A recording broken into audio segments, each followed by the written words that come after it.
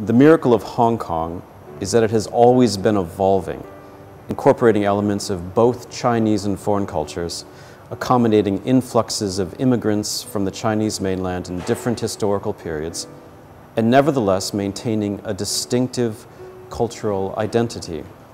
This city of immigrants is also a city of locals, yet the founding of Hong Kong is a historical accident. Had the British not chosen to occupy the barren northern coast of the island in 1841 and set out to make a colony, Hong Kong, as we know it today, would not have existed. There is no need for its present inhabitants to express gratitude for that, but we have to admit to the fact that Hong Kong was invented. It was one of the marvelous inventions in human history. Hong Kong has been a work of fiction from its very beginning. That's really sort of at the core of the Hong Kong Atlas series. When we conceived of the Hong Kong Atlas series, it is an attempt to choose a select number of writers to add a layer of conversation to the world of contemporary literature, the world, and specifically the world of English language literature.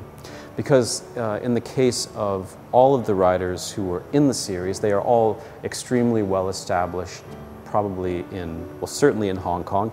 Many of them have won major awards in Taiwan, mainland China. They've done residencies in Singapore and elsewhere. But in many cases, their writing had not been, or not very much of their writing, had been translated into English. So there was no way for a significant percentage of that literary world population to engage, to be sort of in conversation with their work. So one of the primary points of purposes of the series was to get their work into English translation so that they could be incorporated into creative writing literature programs elsewhere around the world, so that writers here in Hong Kong would be able to be invited to various conferences and literary festivals around the world, so that more people would have access to their literature and to their descriptions of Hong Kong. A number of the writers in our series in many ways straddle the space between visual culture and literary arts.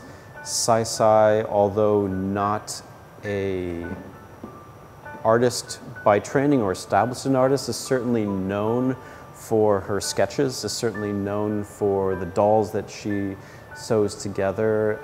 And Liu Waitong, in many ways, is as established a journalist and a photographer as he is as a poet. PK Leung was involved in any number of cross-disciplinary, cross-cultural projects that were linking together visual arts in various forms of media and the literary arts. So there was this very much an interest in sort of the confluence back and forth between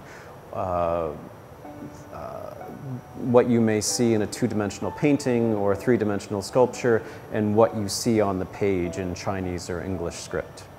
In a sense, Hong Kong was a sort of a culture of lesser diffusion in terms of how it had been received or how it was being perceived by the rest of the world, I think in large part because of its very nebulous position between the mainland and Taiwan.